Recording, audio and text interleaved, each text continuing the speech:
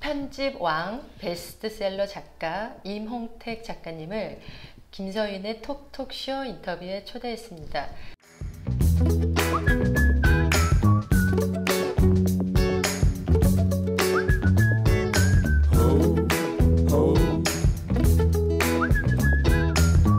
작가님, 어떤 사람일까요?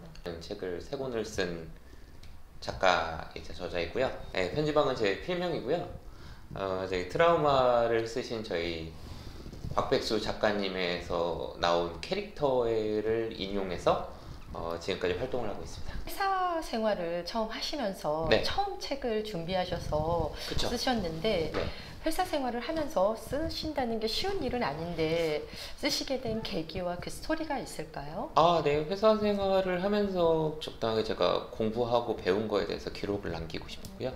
작가가 되겠다는 꿈을 가진 적은 없고요. 네. 대신에 이제 제가 가진 것을 뭔가 남기기 위해서 아니면 더 앞으로 나아가기 위해서 어떤 네. 형식을 고민하다가 네. 이제 우연찮게 책이라는 걸 접하게 되었고 나오게 된 거죠. 그럼 회사 생활이라는 거는 굉장히 규칙적인 생활이잖아요. 네. 어떻게 틈틈이 시간을 내셔서 내 책을 쓰시는데 활용을 하셨던 건가요? 퇴근하고 집에 가기 3시간 될 수 있고 네. 주말에만 욕심을 버린다면 사실은 뭐 일주일에 40시간 이상 시간을 낼 수 있다고 생각을 합니다. 작가님은 80년대생이신데 네. 어떻게 그 타이틀을 90년대생으로 잡으시고 그 스토리를 쓰실 생각을 어디에서 아이디어를 얻으셔서 연결을 네. 하셨는지 궁금합니다. 90년대생 타이틀을 잡고 책을 쓴 건 전혀 아니고요. 네. 단지 제가 이제 회사 다닐 때 한 5년, 6년, 7년 정도 있다가 교육 파트에서 교육을 할 때 네. 그때 왔던 신입사원 여러분들이 90년대생 초반이 들어오기 시작했고 네. 저와 다른 비슷해 보이지만 다른 세대들에 대해서 다른 점을 분명히 인지했고요. 네. 이게 대해서 혼자 공부하다 보니까 어쩌다가 책까지 나오게 돼요. 책을 쓰기 위해서 뭔가를 한 건 아니에요. 어떻게 보면 회사 생활 안에서 스토리가 네. 이루어진 거네요. 네네네네.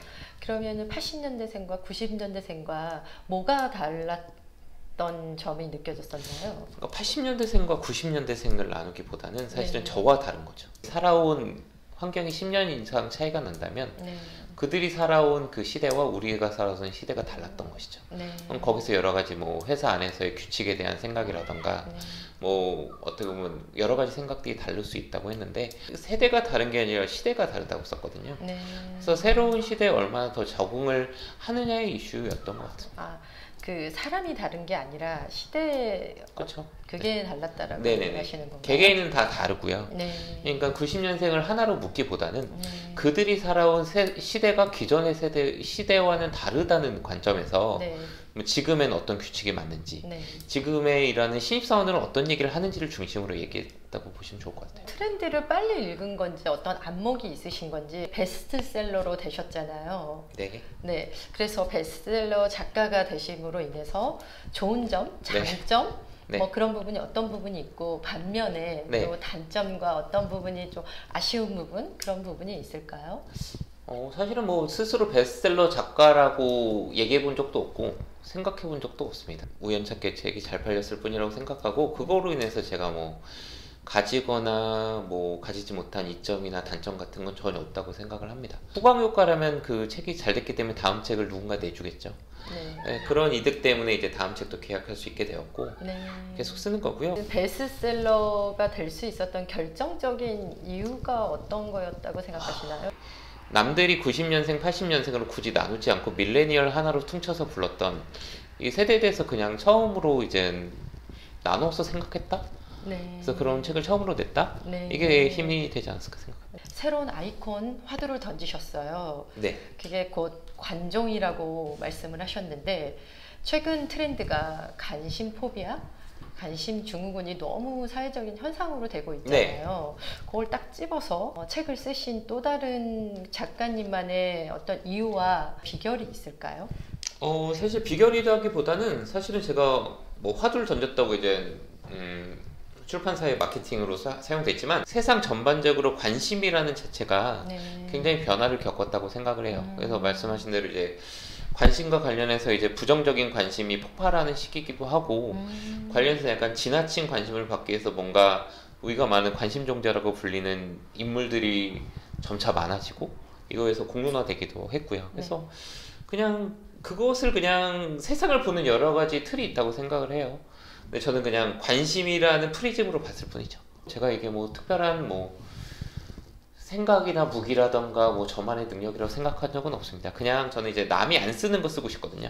지금 새로 나온 책에서 눈에 띄는 단어가 있습니다. 네. 액션 히어로라고. 네, 액션 히어로. 네. 글로벌 시대에 필요한 인재형 액션 히어로가 아닐까 싶은데 어떻게 하면 액션 히어로가 될 수 있는지. 액션 가면과 액션 히어로가 나오는데 네. 그러니까 쉽게 해서 액션은 뭔가 네. 티를 내는 거예요. 네. 내가 일을 했다고 티를 내는 건데 네. 액션 가면은 회사에서 이제 일을 실제로 안 하면서 일을 한 척하는 네. 액션만 거짓 액션을 하는 사람을 액션 가면이라 불렀고요. 액션 히어로는 진짜 실력이 있으면서 그 네. 실력으로 이룬 걸 상대방에게 알리는 거. 네. 그러니까 회사에서는 이제 유능한 인재가 될 거고 그런 기술까지 갖고 있는 그러니까 화제성과 실력을 동시에 갖춘 인물 혹은 그런 사물 혹은 서비스라고 생각하시면 좋을 것 같아요. 예전하고 좀 비교해서 생각하시면 좋을 것 같은데 예전에는 이제 실력만 있으면 모두가 알아서 알아줄 거라고 생각하는 시대였다면 지금은 약간 다른 시대라고 느끼시면 좋을 것 같아요. 네. 진짜 실력이 있더라도 이걸 제대로 알리는 의향이 있어야 되고 맞추는 기술이 있어야 됩니다. 네. 그래서 그게 바로 액션 히어로라고 생각을 합니다. 그러면 실력을 갖추는 진정한 영웅이라는 말씀이신데 지속적으로 해서 이제 관종의 조건 첫 번째가 꺼지지 않는 가시성이거든요. 네. 그러니까 이걸 눈에 보여야 되는 게 가시성이고 대신에 끊임없이 변화해가면서 계속해야 되는 속된 말로 존버죠. 네. 네. 존버해서 내가 원하던 그 방향에서 포기하지 않고 계속 하느냐가 핵심이고 그 과정에서 저는 협력성을 말씀드렸는데 뭐냐면 주의든 상하로 협력을 하지 않으면 혼자서 이룰 수 없다는 겁니다. 협력을 이루면서 내가 고집스럽게 하고자 하는 나의 그 방향 자체를 버리면 안 돼요. 네. 그런 것들을 제가 책을 통해서 말씀을 드렸습니다. 네. 거기서 하나를 더 하자면은 절대적인 진실성을 강조하셨더라고요. 네. 근데 요즘은 뉴 미디어가 발달하면서 굉장히 거짓된 뉴스, 거짓된 이슈들이 많이 나오는데 절대적 진실성이라는 단어를 쓰셨을까요? 네. 책에서는 진정성과 대비했어요. 진정성은 말로 하는 진정이 들어있다고 생각을 했습니다. 근데 더 이상 지금의 시대는 이제 내가 진정성을 믿어주세요라고 하는 그런 의미가 없다고 생각을 했고요. 대신에 말로 하지 않았던 행동 혹은 시스템. 그래서 누가 보더라도 이 사람은 진실될 수밖에 없다. 이 서비스와 이 정부의 행동은 믿을 수밖에 없다라는 걸 만들어야 된다고 생각을 했어요. 소위 말하는 거짓된 행동이나 MSG죠. 적당히 거짓을 섞어서 한다는 생각을 버리고 100% 진실을 기반으로 한 액션을 취해야 된다는 게 제 생각입니다. 근데 진실성에 깊이를 두고 거기에 더 네. 예. 절대적으로 이제 진실 기반으로 움직여야 된다는 거예요. 네. 이제 내가 뭘 하든지. 네. 네. 그런 시대가 된 것이죠. 네. 핵심은. 예전에 통한 게 더 이상 통하지 않는다가 제가 말씀드린 거예요. 과거, 현재, 미래 작가는 시대의 흐름을 읽고 사회 어젠다를 던질 수 있는 가장 관종에 가까운 네. 직업이라고 생각하고 작가님의 어떤 개성과 어떤 그런 부분이 다 있겠지만 개인, 사회, 더 나아가 국가가 힘을 합칠 수도 있고 개인이 따로 뭐 움직일 수 있는 상황에서 어떻게 한다면은 좀 더 좋은 사회의 진실성 있는 시스템을 잘 만들어갈 수 있을까요? 자연스럽게 협력할 수밖에 없거든요. 제대로 협력하거나 이제 그걸 따르지 않으면 그냥 망한다고 보시면 돼요. 네. 그렇기 때문에 이제 당연히 작가뿐만 아니고 모두가 다 같이 이제 협력을 해서 뭔가 만들어야 되는 건 그냥 사회의 진실이고요. 근데 거기에 있어서 이제 제가 말씀드렸던 것은 이제 관심의 이슈로 인해서 촉발되는 것들, 아까 말씀하셨던 가짜 뉴스라든가, 네. 그러니까 점차 사람들이 진실과 거짓을 구별하기 어려운 시대가 될 겁니다. 그건 시스템적인 문제기도 하고요. 네. 근데 그것을 되찾기 위해서 어떻게든 화제성 얻어서 돈만 벌라고 하는 이슈들이 있잖아요. 네. 이것을 사회적으로 막고 개선해 나갈 수밖에 없다는 거고요. 예를 들면 거짓말을 하면 사회적 비용을 높인다던가. 네. 뭐 예를 들면 진실되지 않은 말로 단순하게 이제 팔로워들의 이제 이목만을 끄는 것들에 대해서 플랫폼이나 국가에서 제한을 둬야죠. 그런 것들도 이제 점차 같이 논의해서 바꿔가야죠. 이몽택 작가님이 이제까지 살아오면서 그리고 이제 책을 쓰시는 과정 속에서 내 인생의 선물 같은 가장 귀한 사람?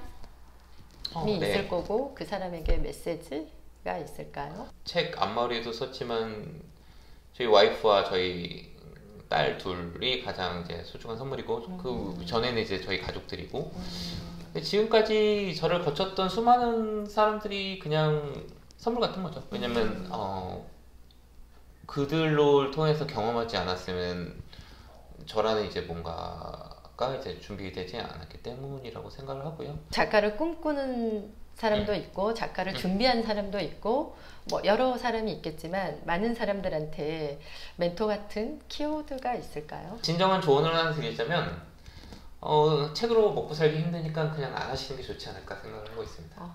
그럼 이 말씀을 드리는 건 네. 점차 근데 책을 안 읽게 되는 것은 막지 못할 거예요. 내 것이 굉장히 종이폐업의 위기잖아요. 네. 그 반면에 어떤 탈출구를 있지 않을까요? 탈출구는 되게 많죠. 그러니까 네. 좋은 컨텐츠에 대한 니즈는 굉장히 사라지지 않을 거라고 생각을 해요.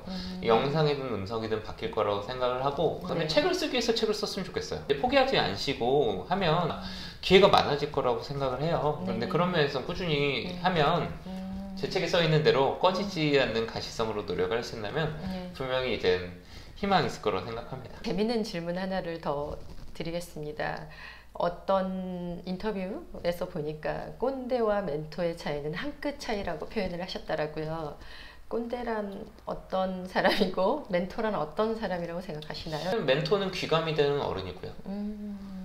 꼰대는 남의 얘기를 듣지 않고 자기 말만 하는 사람이죠. 네. 그래서 저는 이제 꼰대라고 항상 말씀드릴 때 나이가 많다고 꼰대라고 얘기하는 걸 절대 반대입니다. 남의 말을 귀담아 듣지도 않고 자기 것이 무조건 옳다고 생각하는 사람이 꼰대가 그럼 되는 젊은 것이죠. 사람도 얼마든지 꼰대일 수 있다는 그럼요. 말씀이시잖아요. 네. 근데 이제 나이가 들고 이제 경험이 쌓이면 쌓일수록 네. 그 함정에 빠지기 쉬울 뿐이죠. 저도 마찬가지고. 그러면은 작가님은 꼰대시나요? 멘토시나요? 책으로 얘기했지만 꼰대 맞습니다. 네. 그러니까 그거 전작에 꼰대 테스트가 있는 이유는 하나 이상이면 꼰대라고 하거든요. 23개 중 그거는 하나 이상만 돼도 꼰대인가요? 그걸 왜 썼냐면 네. 너 꼰대다라고 약올리는 것이 아니라 네. 인정하자는 겁니다. 어른이 되면 다 꼰대가 되는 거예요. 네. 네. 근데 개꼰대만 안 되면 된다고 썼습니다. 좋은 어른이 언제든 될 수 있는 거죠. 꼰대. 네. 재밌네요. 작가님도 꼰대라고 인정을 하시니까. 그럼요. 네. 네. 언제든 얘기했어요. 항상 얘기했어요. 네, 꼰대든 뭐 멘토든 말씀하신 강조하신 진실성에 가까운 기반을 두는 사람들이 많았으면 하는 게 바람이네요. 네. 네네. 그 중에서 성공하는 일부가 나오고 있죠. 요즘 비대면 텍트 시대잖아요. 그래서 책 시장이 비반응형 미디어로 인기가 없기도 하지만 최근에 어떻게 보면 더 인기가 집에 있는 시간이 많아지면서 좋은 기회가 되고 있다고 저는 또 반대적인 생각을 가지고 있는데 어떤 의견을 가지고 계신가요? 전 반대로 생각합니다. 네.